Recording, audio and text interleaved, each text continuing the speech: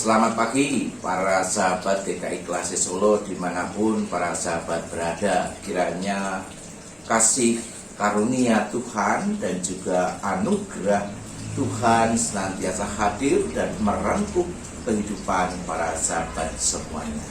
Berjumpa kembali dengan saya di dalam acara Bina Iman GKI Klase Solo.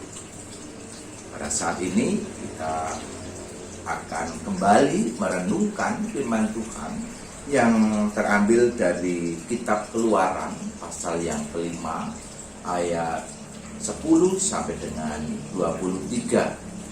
Namun sebelumnya kita akan berdoa mohon pimpinan Tuhan. Mari kita berdoa. Allah yang Maha Baik, kami bersyukur untuk penyertaan dan perlindungan-Mu di dalam istirahat kami pada malam hari tadi. Dan kami bersyukur untuk pagi ini kami boleh Engkau bangunkan kembali untuk melanjutkan kehidupan kami. Pada saat ini kami hendak merenungkan sebagian kecil dari sabda-Mu. Biarlah Engkau sendiri yang memimpin kami, Engkau sendiri yang menolong kami. Ya Tuhan, kami serahkan permenungan sabda pada pagi hari ini hanya di dalam tangan kasih. Amin. Saya akan membacakan Keluaran pasal 5 ayat 10 sampai dengan 23.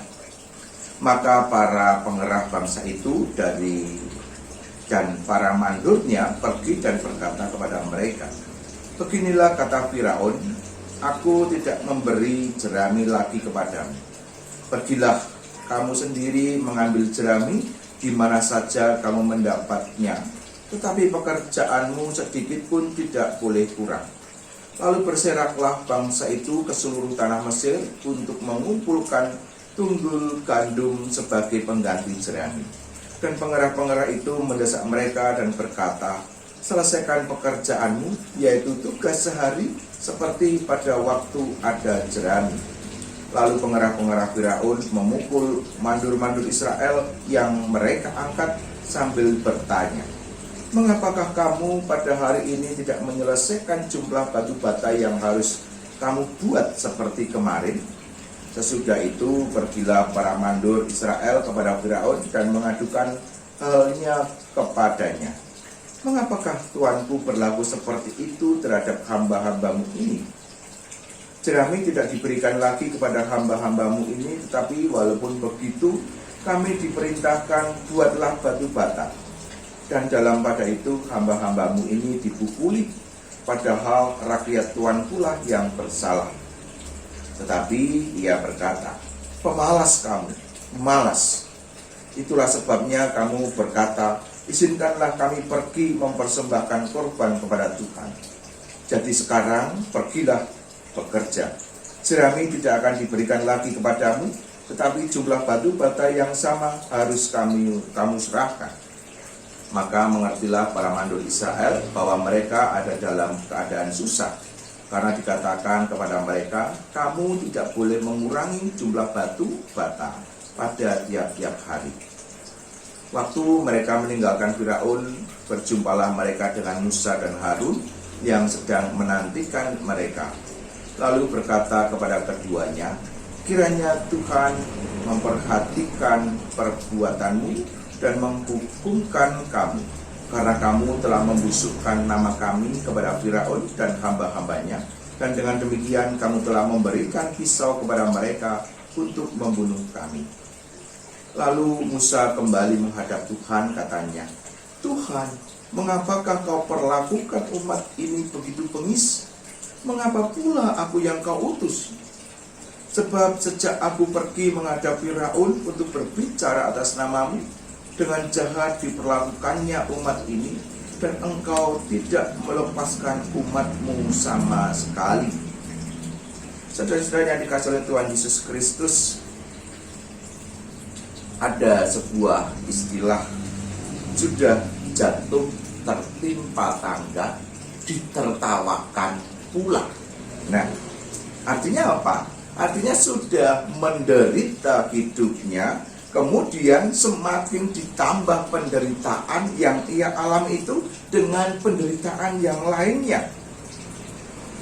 Dan hal ini sangat cocok senada untuk menggambarkan situasi dan kondisi yang dihadapi oleh bangsa Israel pada saat itu, ketika mereka masih ada di tanah Mesir setelah Yusuf meninggal.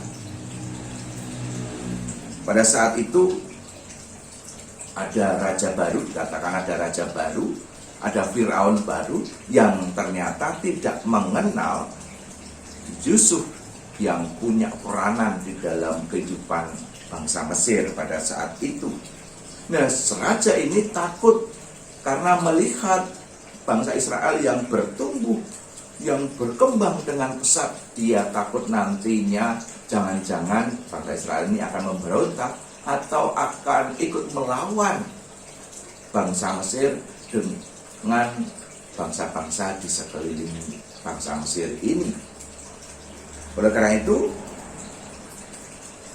Firaun kemudian memutuskan agar orang Israel ini, kaum Israel ini, untuk mengikuti kerja rodi, kerja paksa, harus membangun kota-kota perbekalan. Tapi ternyata bangsa Israel malah semakin bertumbuh lagi, semakin berkembang lagi. Sehingga kerja paksa pun semakin berat. Bahkan kemudian ada sebuah perintah agar apa? Agar semua bayi-bayi yang lahir di negeri Israel itu, di tengah-tengah kaum Israel, jika bayinya perempuan dibolehkan hidup. Tetapi ketika bayinya laki-laki, Firaun menginginkan untuk membunuh bayi laki-laki itu. Nah, hal ini berlangsung begitu lama, bertahun-tahun, dan bahkan semakin ditindas setelah Musa dan Harun menghadap Firaun yang tadinya disediakan jerami untuk membuat batu bata. Tapi setelah Musa dan Harun datang kepada Firaun, maka perintah yang baru diberikan, jangan dikasih jerami, biarkan mereka mencari sendiri.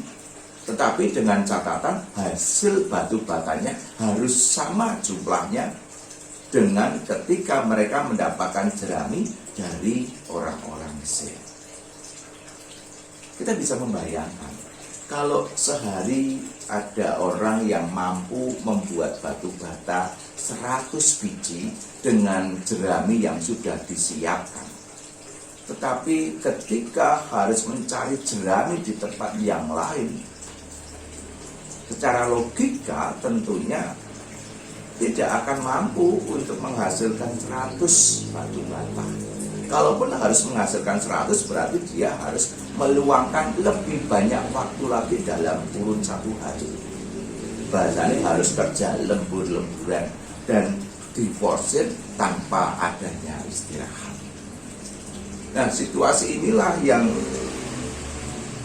dirasakan dan dialami oleh kaum Israel pada saat itu. Sudah jatuh tertimpa tangga dan ditertawakan pula.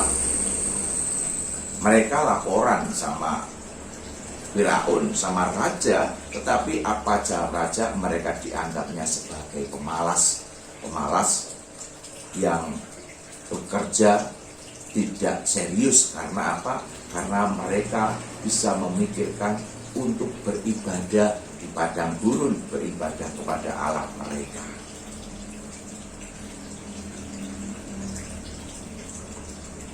Kita bisa membayangkan situasi yang dihadapi oleh bangsa Israel pada saat itu.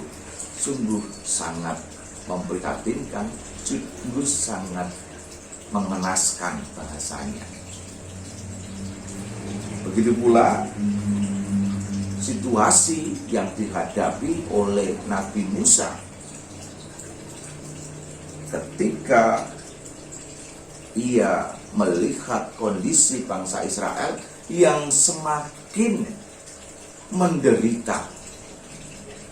Bukannya semakin mendapat kelonggaran, tetapi malah mereka, kaum Israel ini, semakin menderita setelah Musa dan Harun ini menghadap kepada Firaun. Musa merasa ia bukan hanya ditolak oleh Firaun, tetapi juga ditolak oleh kaumnya sendiri. Musa dihujat oleh kaumnya sendiri, oleh bangsanya sendiri, karena dianggap tidak membela mereka, melainkan semakin menyengsarakan mereka. Musa berada dalam situasi yang dilematis pada saat itu. Pada akhirnya Musa kembali menghadap Tuhan dan mempertanyakan tugas perutusannya. Mengapa ia yang harus diutus? Mengapa setelah ia berbicara kepada Firaun, kaumnya malah semakin menderita dan mendapatkan perlakuan yang jahat? Dan Allah tidak melepaskan mereka. Musa mempertanyakan itu kepada Allah. Nah, para sahabat yang dikasihi oleh Tuhan Yesus Kristus, jalan Tuhan seringkali jalan yang tidak terselami. Maksud Tuhan di dalam kehidupan kita itu kadangkala penuh dengan tanda tanya yang besar. Apa sih sebenarnya maksud Tuhan di dalam kehidupanku? Apa kehendak Tuhan? Apa yang harus aku lakukan di dalam hidupku? Seperti yang kita lihat di dalam perjalanan Musa ini. Musa dipanggil oleh Allah untuk menyelamatkan bangsa Israel. Tetapi ketika ia menjalankan apa yang diperintahkan, seakan-akan tanpa hasil. Seakan-akan Tuhan itu tidak menolong. Seakan-akan Tuhan itu tidak peduli. Nah, mungkin bagi kita pada saat ini pernah mengalami hal yang senada seperti yang Musa alami, walaupun konteksnya berbeda. Mungkin kita pernah mengalami situasi yang tidak sesuai dengan apa yang kita harapkan, apa yang kita rencanakan. Mungkin kita bisa jadi panik, kita bisa gelisah, dan juga kita bisa jadi khawatir ketika apa yang kita rencanakan, yang kita yakini itu adalah jalan Tuhan, berasal dari Tuhan, ternyata tidak berjalan dengan mulus dan lancar. Kita merasa gagal. Kita merasa bahwa Tuhan tidak adil, Tuhan tidak peduli kepada kita. Nah, perlu kita sadari bahwa kadangkala Tuhan itu mengizinkan situasi-situasi yang buruk terjadi di dalam kehidupan kita. Agar apa? Agar kuasanya yang dahsyat, kuasanya yang besar itu semakin nyata dan terlihat jelas di dalam kehidupan kita. Oleh karena itu, meskipun jalan Tuhan itu tidak terselami, tapi marilah kita tetap percaya pada Tuhan bahwa Ia akan senantiasa hadir untuk menolong kita, untuk menyatakan kuasanya, untuk menyatakan kepeduliannya. Yang penting kita tetap percaya. Selamat beraktivitas, selamat memasuki kehidupan yang baru pemberian Tuhan. Tuhan memberkati. Amin.